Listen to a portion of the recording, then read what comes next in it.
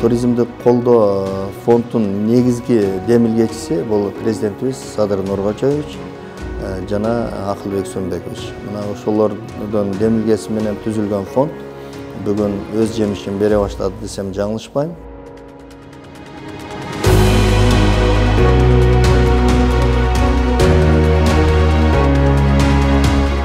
Бул респоинттун негизги максаты ушул чет өлкөдөн келген туристтерге багытталган.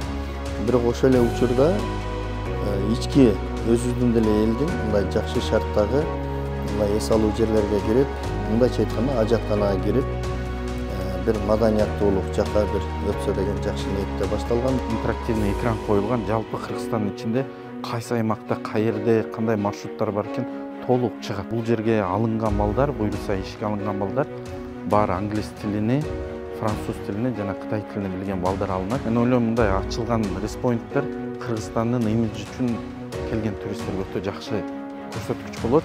Өзүңүздөр билгендей, туристтер ар бир мамлекетке кеткенден кийин бир фидбек таштайт. Же жакшы же жаман фидбек таштайт.